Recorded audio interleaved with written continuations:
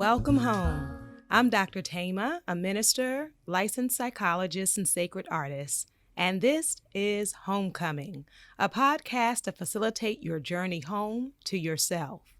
While I will provide weekly inspiration and mental health tips, this podcast is not a substitute for therapy. I'm so excited you're on the journey. If you want to request specific topics or share your progress, email me at homecomingpodcast@gmail.com. Also, after you listen, be sure to like, subscribe, and share. Let's begin. I'm glad you're here for another episode of the Homecoming Podcast. And today we're going to talk about mindful intimacy. Mindful intimacy. Because as we come home to ourselves, as we shared in the prior episode, it will start to affect our relationships, and we will be able to deepen our relationships. And so really moving forward around these notions of intimacy and connection and authenticity.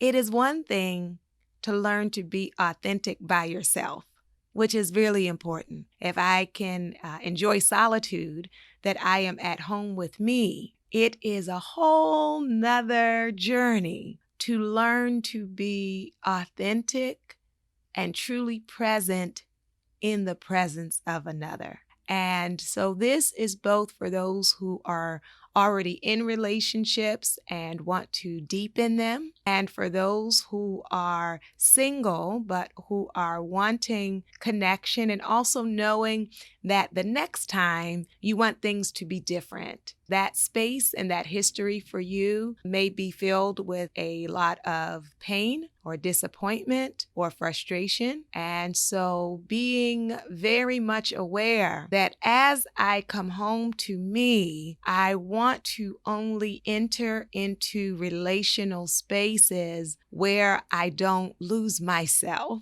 And I also want to enter into relational spaces where I can be at home in the presence of another and invite them to be at home in my presence. Because what you do not want is two inauthentic people going through life together. What you do not want is two masks meeting and spending time together, continuing to be masked. So mindfulness is about being present, being authentic, with compassion, without judgment, with a generosity of spirit, with an openness to new experiences, and taking the risk of showing up. And so when we talk about that intimate space, we are really looking at both partners really showing up in all of what that will represent.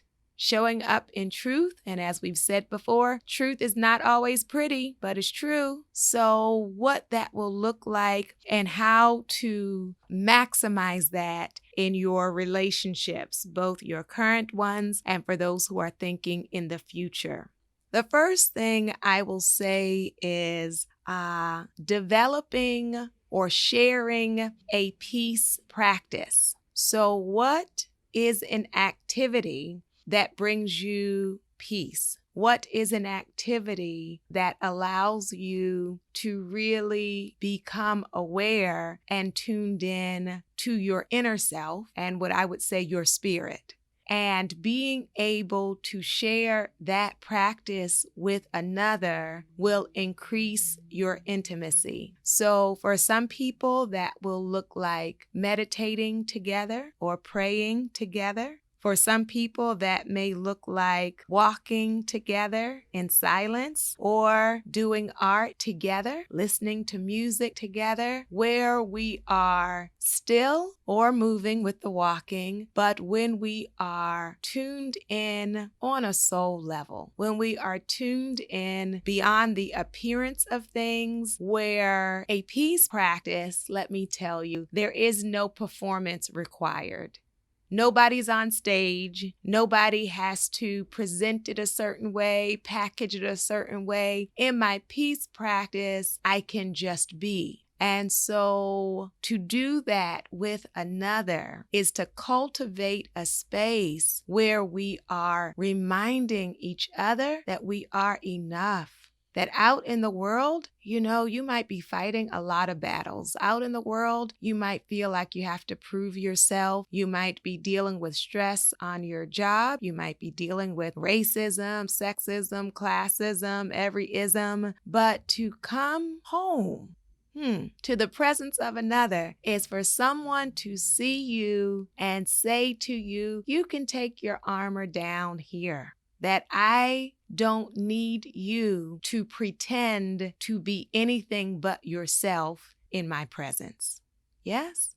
So we want to tune in to that reality of needing to make it a regular practice daily, right? We talk about an individual spiritual practice, but I'm going to say also as a couple. Doesn't have to take long, but a daily practice of us coming together, being in each other's presence with no agenda, right? Not the to-do list, because that is one of the things that gets us tied and tangled up is when people start to see each other just as a list of obligations or a list of demands. And so they start to equate that space with labor instead of love. So I do want you to know, we do as adults have obligations and responsibilities and all of those things, but we cannot make that the totality of our experience with each other. The other piece about that peaceful presence and mindful presence is unplugging together. Do you know that you can go to the movies with somebody every week and still not know them? Do you know you can sit in front of a television with somebody every night and still not know them? We make a decision to not consume all of our time with distractions because distractions can give the illusion of intimacy. So you will say to yourself, oh, we spend hours together. We watch my favorite show, then his favorite show, then our favorite show.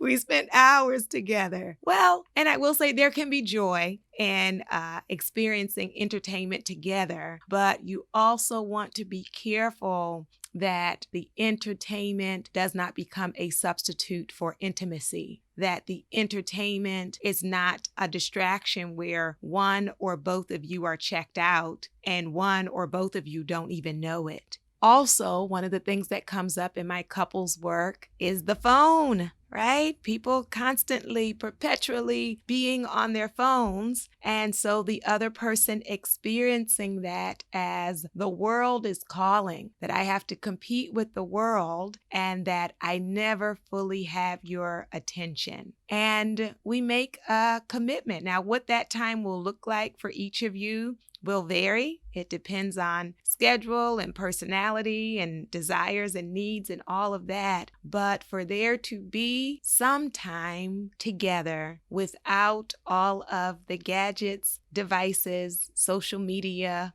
phone, where we are really present and prioritizing, that's the word, letting people know that they are a priority and that we value them. You don't ever want to sit in someone's presence and feel disposable, to feel taken for granted, to feel ignored, to be ignored. And so if you want to deepen your intimacy, I want you to know that that does not begin at midnight. That intimacy is throughout the day, us being present, taking moments, stealing moments where we can invest in each other.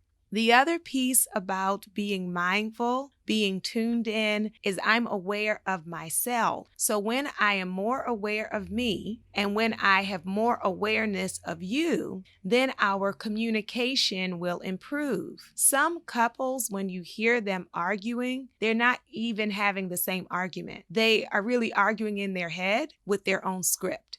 Right? Either with my past resentments and disappointments with you, which are now being presented in this new package, or with my frustration with my day, but you're a safe target for me to take that out on. And so I have to become really aware of, what am I really mad about? What am I really frustrated about? Is it really that deep? What I like to say is not everything is drama worthy. On a scale 1 to 10, if you respond to everything as a 10, then people are gonna check out. So I need to be aware that what I am calling the issue is really the issue. And then I need to be tuned in to the other person so I can have some understanding about the conflict. And so they can have some understanding and compassion toward me.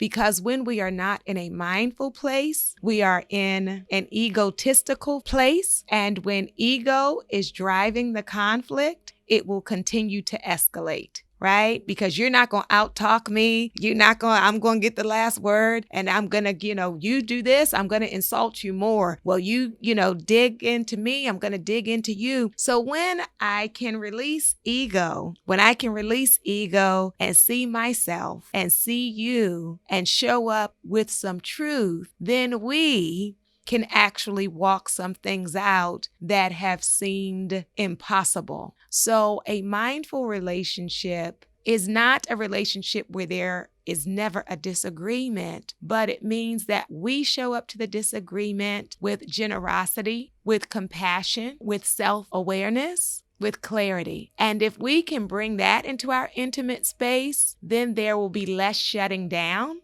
and there will be less throwing daggers at the other.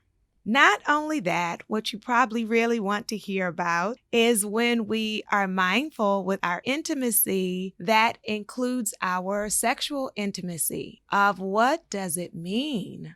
How will things shift in your love life, in your sex life, when you're actually present in your body? When you are not shut out, when you are not needing to be under the influence to be in that space, when you're not even half asleep, but when you are tuned in and aware not only of what is happening for you, but what is happening with your partner. So most adults will say that they have been in an intimate space where they did not feel seen, where they did not feel the other person was truly present, where someone was just going through the motions, or someone had their mind on something else or on someone else.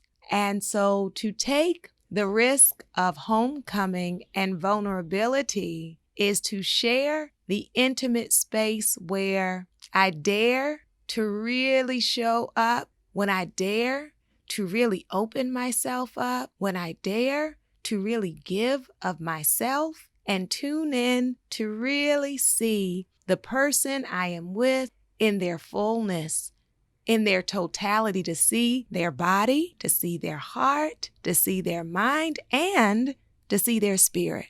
And when you can do that, now that's going to be a beautiful homecoming. It's going to be, and for some of you, it will be a scary homecoming because that space will feel very vulnerable to you, but there is truth in that.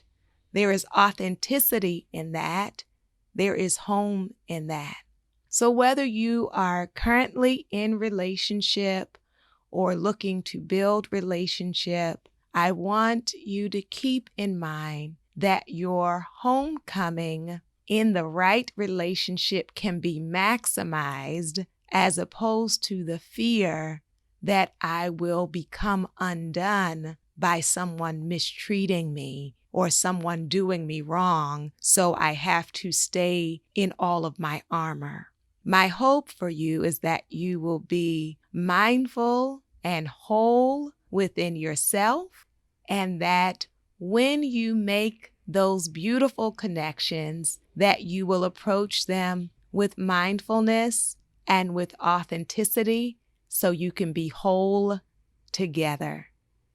So on today, I invite your soul to tell your heart, mind, body, and spirit, welcome home.